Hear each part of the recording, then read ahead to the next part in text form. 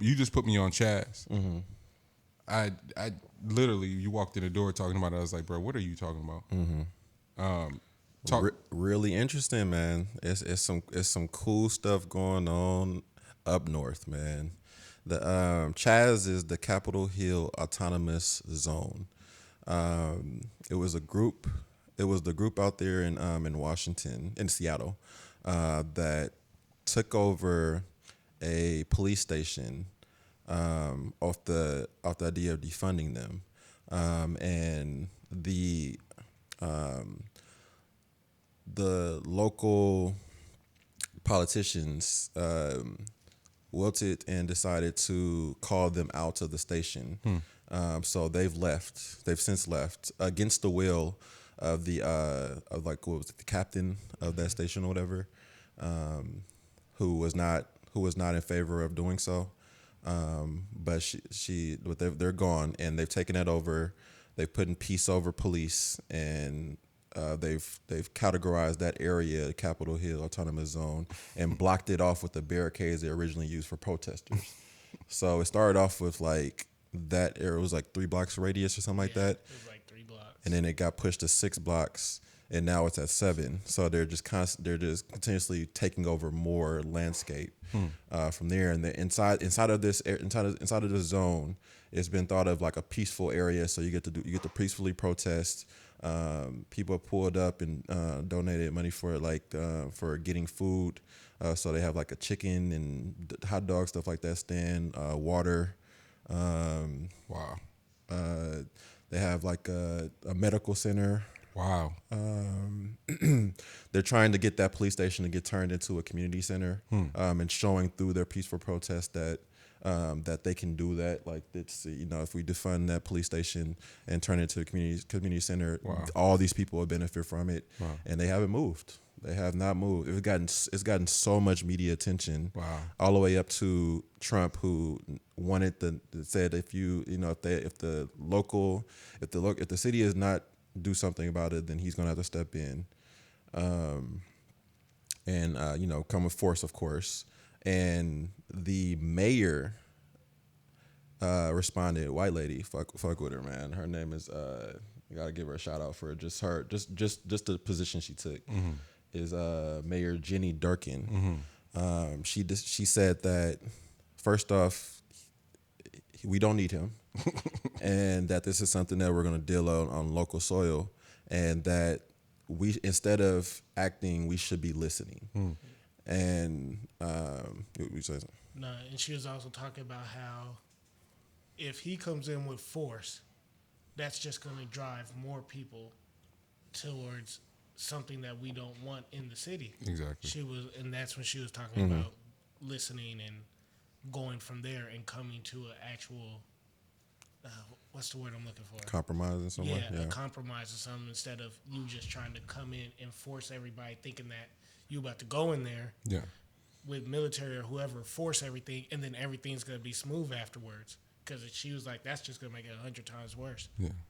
So I had a few notes on just like that in general, just from like the media coverage portion of it, and I just had to shout out the mayor for that one because she was a G for that. Had to rock with her, and then my man Keith Brown was one of the gate guards, because they have like they have people guarding the dividers or whatever, with guns and stuff like that. But my man was out there. Said he quit his electrician job to become a gate guard, and my man that was out there with the Gucci belt strap on the gun. On the gun, bro. Like, hey man, I was like, bro, you get a shout out, my man. Hey, shout out Keith. Shout out Keith, keeping it fly. Keith was ready, man. I gotta fuck with it. And then another thing that was really interesting, man, was Chris Como talking to the mayor, and he said something. Once again, like I said, white male fragility, but white men in general really believe that this is an all-out attack from everyone on them, and it shows up in the words that they use. But he said and caught my attention that the protesters, what they're doing for one, is not going to fly if they're just going to surround it around race. Yeah. And he said that it's going to be needed that it changes to race and. So it has to be race and something else in order for is the best way to get people up top to listen. Yeah. I found that very interesting. That he said people up top to listen, you would have to make the conversation race and, because it sounds a lot like when somebody says all lives matter. Yeah. It's the exact same lingo, language. You know what I mean? You talk to specific people, and I'll talk about later too, as far as Trump, how he talks to specific people when he puts out this hate speech. The race and statement meant a lot to me because they can't even wrap their brains around, first and foremost, that there is a race issue. Yeah. You know what I mean? Like, it doesn't matter what it, like, they don't see a race issue because they are the white male. Yeah. They believe themselves to be up top. So if they're going to listen, they need to hear what else. What else are you thinking about besides the race part? Because there's always been a race issue in their book. So why are we talking about race? That's always been a thing. Yeah. What else do you guys want? Yeah. I'm rolling, and that's why the race it triggers a lot of emotions for people. All right, bet. Let's just talk economics. Let's just talk money. Let's talk education. You know, like just building in general. What those hurdles, what those loopholes look like, why those APRs are different in different neighborhoods for different people, why they're even accessible to different people, the grants, the tax breaks, the different breaks that exist for these companies that are building all over the city. Like let's talk about. Like, we can have a discussion about that, and then within there, you can unpack the race element if you want to, but if you want to just talk economics, let's just talk business, baby. That's what I'm here for. Yeah, I think a lot like how the Rooney Rule is. Like the reason why people got so mad about the Rooney Rule and the Rooney Rule still doesn't work is because they believe that you have to designate a position for a black person. So therefore, it wouldn't be the most qualified person. It's just the fact that their race came into play, and then they have to have a position. Fuck out of here. Let's just talk resume. That part. All right, can you just talk resume? Can you not just? Can you if as simple as cat? Where's your man Trubisky up in Chicago? It's several starting quarterbacks that's laughable. Where you just throwing out wins at that point. Nigga, how long did Andy Dalton have a job? Come on, man. My man started for like 9 years, bro, and didn't do shit. Come on. So you throwing away wins, you throwing away potential to win. The whole league is moving towards this style of play. Your MVP your regular season MVP last year, your Super Bowl MVP is a running threat. The niggas you would have tried to make receivers a couple years ago. The MVP and your Super Bowl MVP. What we talking about? So now you exposed. My bad. What was the Trump thing? Oh yeah, the Trump thing was just the once again my man is at it with those beans and water.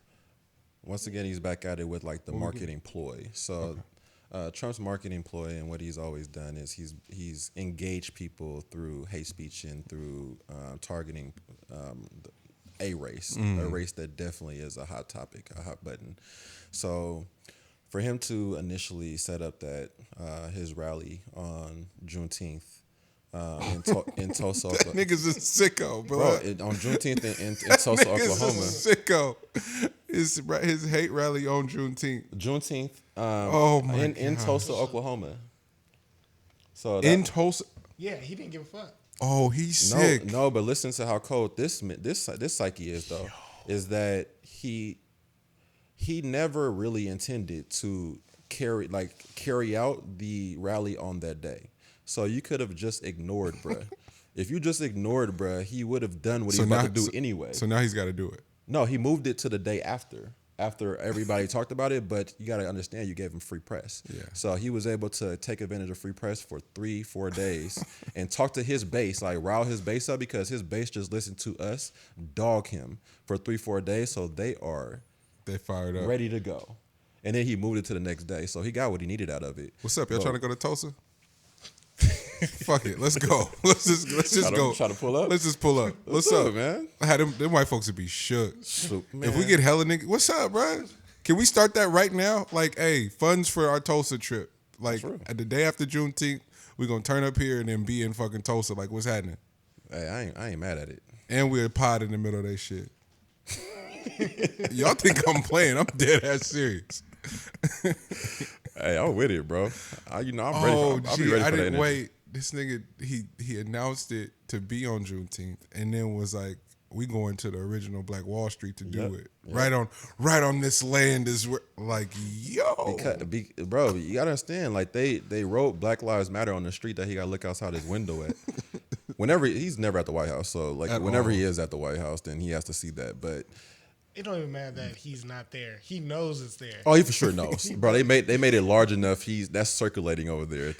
They know that he turned the lights out and hid. We know all that shit. Like that's all aware. That was his response to that. Is that when we said that he hid. Oh, that was another thing that happened too, because when he made that comment on CHAZ, the leader of that area was like, "This is peaceful, and we don't need you here, and defund the police, and go back to your bunker." all in the line, bro. Like that's how the rest of the world, that's how the rest of the US is looking at this, bro. Like it's turning into something. It's definitely morphing into something that's interesting. Now, my last thing on CHAZ though is the only thing about it is that, for one, it's just not sustainable. And the only reason why it's not sustainable is because and it has nothing to do with them coming back to take back over the area. It's about when we become autonomous or whatever, and everything is peaceful initially. Yeah. But eventually, folks are going to want to lead that shit. Yeah. And trying to figure out who wants to lead a movement when you leave it up to just random people doing this shit, bro, that shit turns into some other, like, it's very similar to like the Stanford experiment. Like, leave us alone and tell us that we have a job to do and we get to do whatever we want with it. And then we gotta side with the people that how many people in here got guns? All right, bet. Y'all go with me.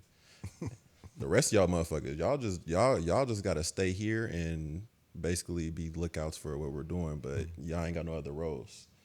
I'm gonna start giving y'all designated jobs.